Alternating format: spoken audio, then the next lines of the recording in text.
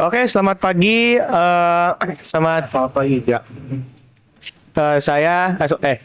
Izin perkenalan dulu. Nama saya Jafir Atay Hamzah. Saya dari sekolah SMAN 62. Kehadiran saya dengan teman-teman saya di sini mau mewawancari Bapak seputar kebakaran. Nah, untuk sebelum kita masuk ke pertanyaan nih, Pak. Iya. Boleh perkenalan dulu, Bapak? Saya baik, perkenalkan nama saya Andika Firdaus. Saya bertugas di Sudin Penanggulangan Kebakaran dan Penyelamatan Kota Administrasi Jakarta Timur, tepatnya di wilayah Kecamatan Keramat Jati. Oke. Baik. Berarti dengan Bapak Andika ya? Iya. Oke.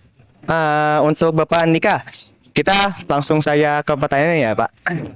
Oke. Untuk pertanyaan pertama, menurut Bapak nih ya, apa sih yang dimaksudkan dengan kebakaran itu sendiri?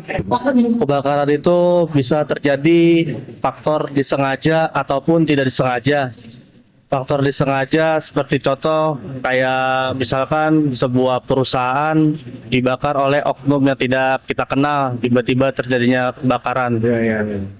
Oke, itu aja. Ya. Oke. Baiklah, kalau begitu kita langsung ke pertanyaan selanjutnya ya, Pak. Nah, untuk pertanyaan selanjutnya, bisakah Bapak sebutin 3 penyebab utama terjadinya kebakaran tersebut? Penyebab kebakaran dipengaruhi oleh 3 unsur, yaitu ada padat, sumber panas, dan oksigen.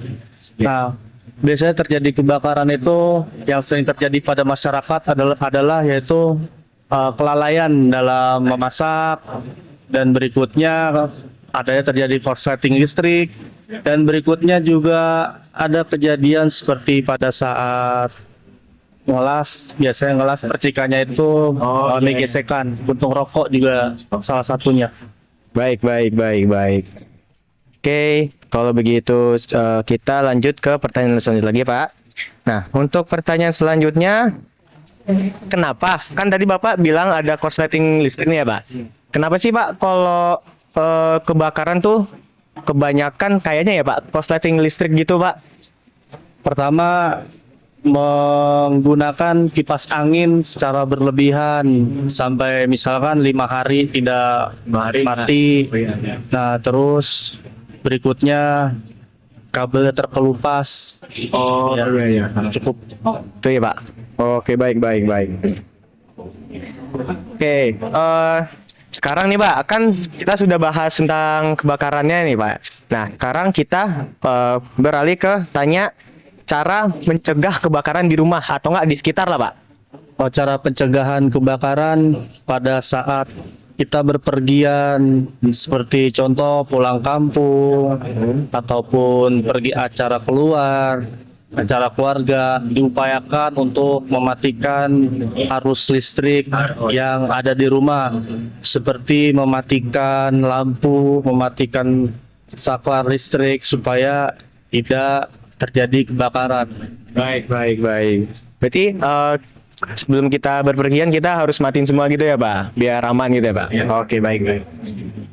Nah, untuk selanjutnya, ini kita masih seputaran apa? Kayak mencegah gitu ya, Pak. Apa sih, Pak, kalau misalnya kita melihat suatu kebakaran nih, Pak, apa yang pertama kali kita lakukan sih, Pak? Yang kita lakukan adalah recess up. Nah, seperti datangnya pertama, kan biasanya kan petugas pemadam kebakaran ketika datang pertama yaitu melakukan set up seperti gelar gulung selang, sambung ke mobil, lalu kita main pola sistem. Kalau boleh tahu nih ya, pola sistemnya tuh kayak gimana, Pak? Pola sistem ada yang namanya bagian vector, helper, operator, dan kepala regu. Oh, jadi udah ada bagian-bagiannya gitu, Pak. Oh, baik. Oke, kalau begitu kita lanjut lagi, Pak. Nah, soal pemadam nih, Pak, ya kan, alat apa aja yang dapat kita gunakan kalau misalnya kita mau memadamkan api gitu? Ada yang namanya hose selang. Oh, selang. Terus selang itu kan ada ukurannya. Oh, ada Dan juga ada jenisnya. Dan ukurannya yaitu ada ukuran 2,5 cm dan juga 1,5 cm, dan juga ada mereknya yaitu namanya rubber dan juga kanvas, dan dilengkapi dengan arma yang namanya nozzle. Nozzle itu juga mempunyai ukuran, dengan ukuran tersebut 2,5 cm dan juga 1,5 cm, dan juga dilengkapi seperti berikut yang bernama cabang Oh iya. dan juga penambal selang. Oke, baik Pak. Berarti kita kalau misalnya mau madamin api nggak sembarangan ya, harus dicek dulu ya. Oh, tergantung situasi gitu ya Pak? Iya, betul. Oh, baik.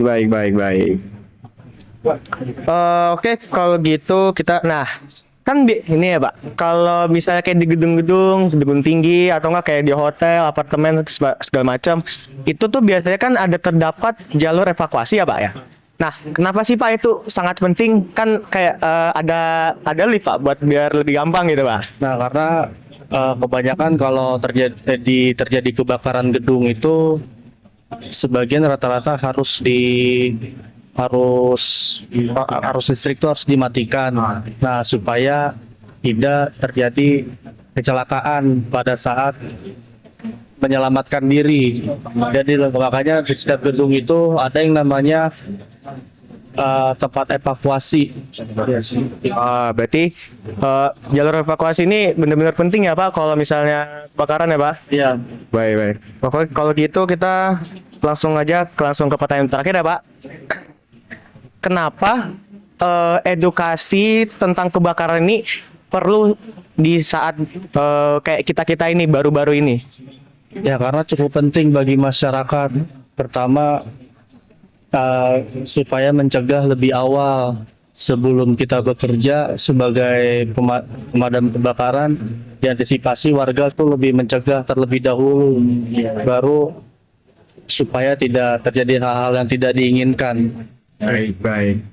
Berarti biar nanti kalau misalnya ada suatu kebakaran kita bisa menangani sendiri atau enggak nelpon gitu ya Pak? Ya, satu tambahan lagi ya, di masyarakat harus mempunyai namanya alat pemadam api ringan. Oh, APAR ya Pak? Iya. APAR. Oh ya, kan saya kan tadi bilangnya pertanyaan terakhir ya, tapi saya mau tanya sedikit ya. Kan tadi kata Bapak tuh masyarakat harus punya APAR ya Pak? Ya. Kalau misalnya selain APAR tuh apa aja Pak kira-kira Pak? Bisa juga memadamkan pakai pasir.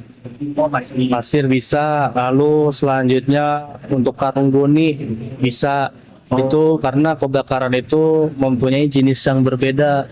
Nah, pada yang kebakaran kelas A, kelas B, kelas C, kelas D. Kalau kelas A itu meliputi benda-benda padat seperti kayu, plastik, dan juga yang berhubung benda padat. Kalau B itu cair, seperti contoh seperti kebakaran minyak, dan itu dipadamkan oleh sabun pom. Kalau C itu bisa memadamkannya dengan menggunakan APAR CO, karbon dioksida.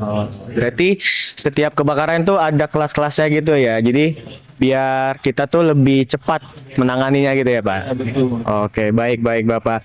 Oke, terima kasih Bapak untuk waktunya sudah meluangkan waktu buat wawancara hari ini. Ya. Terima kasih juga untuk pertanyaan-pertanyaan Bapak. Salah, kebalik. Untuk jawaban-jawaban dari Bapak, semoga ini dapat membantu kita lebih aware untuk kebakaran selanjutnya ke depan atau ya begitu ya Pak. Iya. Ya. Kalau gitu dengan Bapak Andika ya? Dengan Bapak Andika dan saya Jafir Ataya Hamzah izin pamit undur diri. Assalamualaikum warahmatullahi wabarakatuh. Terima kasih. Salam warahmatullahi wabarakatuh.